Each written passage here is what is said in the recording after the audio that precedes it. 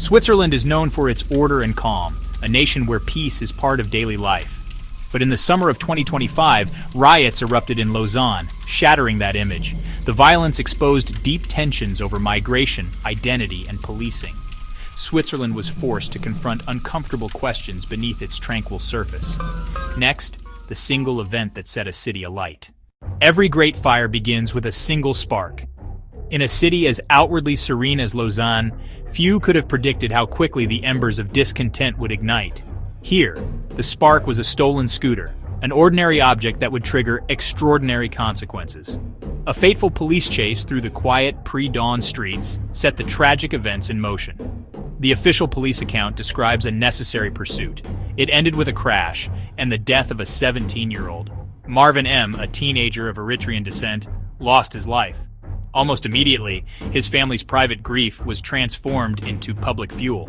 Authorities were quick to state there was no physical contact between the police car and the scooter. But in the court of public opinion, facts and perceptions diverged with lightning speed. For communities where young men of color already feel disproportionately scrutinized by law enforcement, that technical distinction felt meaningless, almost academic. Within hours, the story went viral. Social media amplified raw grief into a collective, burning outrage. What began as a local tragedy quickly became a national focal point for long-simmering anger over policing and identity in modern Switzerland.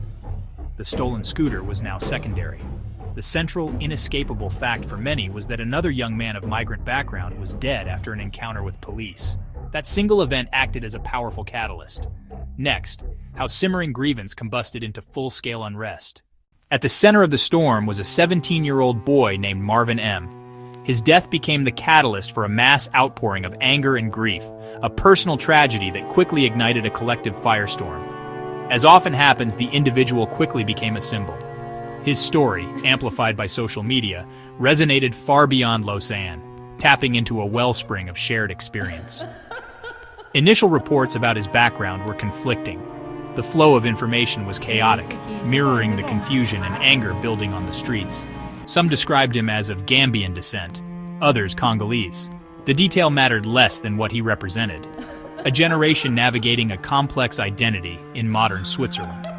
To his family, he was a son, a brother, a friend whose future was suddenly and violently stolen from them. His death spoke to a generation feeling liminal in their own country, grappling with questions of belonging and acceptance. Over 300 protesters took to the streets of the Perlaz district for 2 consecutive nights, transforming the familiar urban landscape into a volatile war zone. Hooded and masked youths descended on the streets, a mix of locals and others from nearby cities, organized and determined.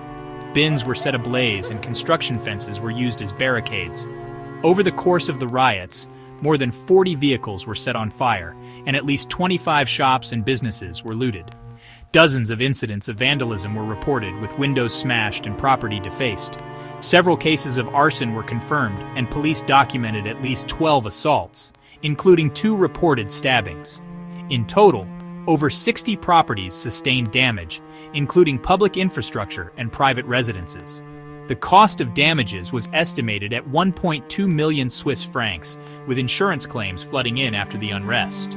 Police responded with tear gas, water cannon, and rubber rounds to disperse the crowds. 7 people were arrested during the unrest.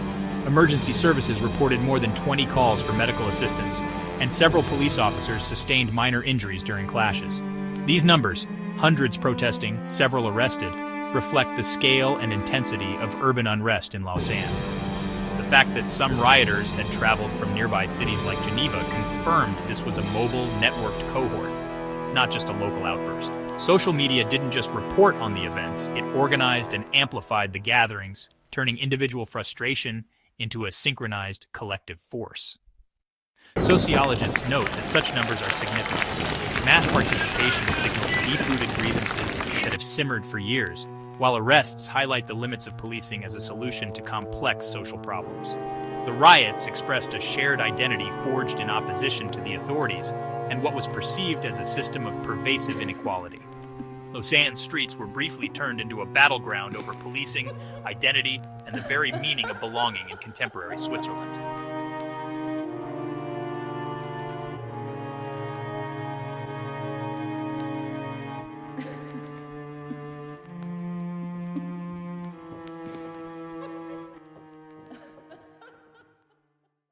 The riots did not occur in a vacuum.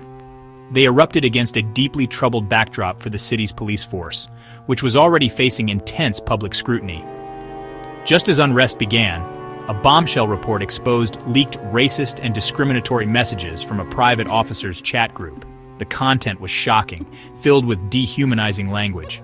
4 officers were swiftly suspended, but the revelations dealt a catastrophic blow, shattering the already fragile trust in the force. For many, the scandal was damning proof, lending powerful validation to long-standing claims of institutional racism and fueling the explosive anger on the streets.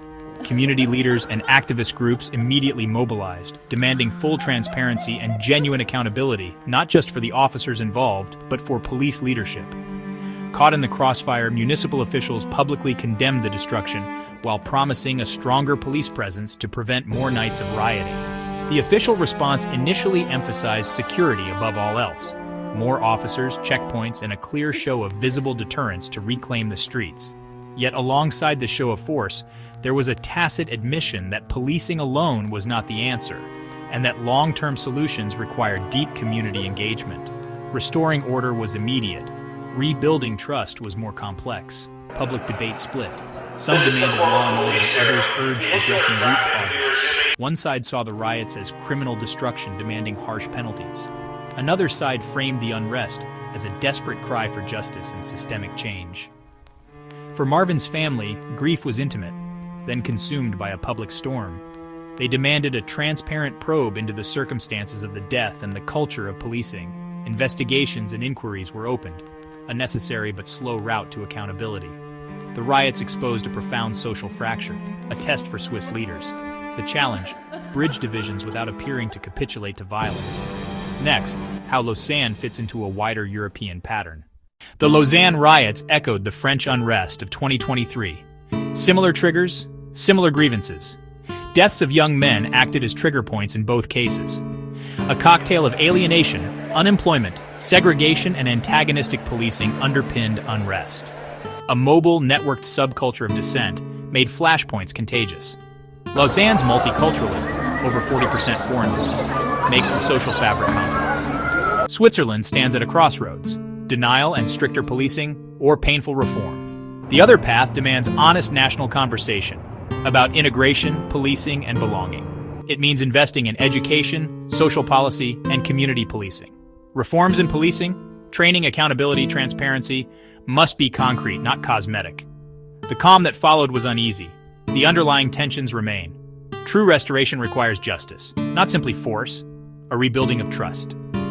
The fires in Lausanne were a warning. The quiet can be restored, but only through courage, humility, and change. Switzerland's story is no longer just one of mountain villages, chocolate box towns. Over the past 30 years, the country's demographic landscape has changed dramatically. Today, nearly 1 in 4 Swiss residents is a foreign national: Geneva, Basel, Lausanne. That figure rises even higher, making Switzerland one of the most multicultural countries in Europe. Infographic: a rising curve. Foreign-born residents, 1990 15% to over 25% today. The origins of these new Swiss are diverse. Italians, Germans, Portugal, the Balkans, Turkey, Eritrea, Syria, seeking safety, seeking opportunity, seeking a new start. Bustling markets, Portuguese bakeries, Turkish grocers, African hair salons, Swiss cityscapes. With these new arrivals come new traditions, languages, faiths. Switzerland and much of Europe are rooted in Christianity. In the past 2 decades, Islam has become the second largest religion here. Around 5% of Swiss residents now identify as Muslim. Visual: infographic map showing religious distribution across Switzerland. Churches, mosques, families celebrating different holidays. This religious and cultural mosaic brings both richness and challenge. Many migrants embrace Swiss values and contribute to society, but integration is rarely seamless. Language barriers, unemployment, discrimination. For some, the feeling of being forever foreign persists, even after decades. For others, rapid change can feel threatening, a loss of familiar identity. Assimilation is not the goal. It's about integration, finding a way for people to keep their culture, but also share in Swiss life. Community events, interfaith dialogues, children of different backgrounds playing together, peaceful protests. Yet tensions do surface: headscarves, minaret bands, religious instruction in schools. Social media can amplify misunderstandings. Economic hardship can fuel resentment. But there are also stories of hope. In Zurich, interfaith youth groups bridge divides. In Lausanne, Portuguese neighbors running businesses. In Lausanne, Turkish neighbors running businesses. Businesses side by side. Across Switzerland, new generations are growing up with hyphenated identities. Swiss, but also something more. Smiling faces from diverse backgrounds. Swiss flags at multicultural festivals. Children holding hands. Switzerland's future will be shaped by how it navigates these changes. The challenge is not just to tolerate diversity, but to build genuine coexistence, where difference is not just accepted but valued. This work is complex, and it is ongoing. But the promise remains.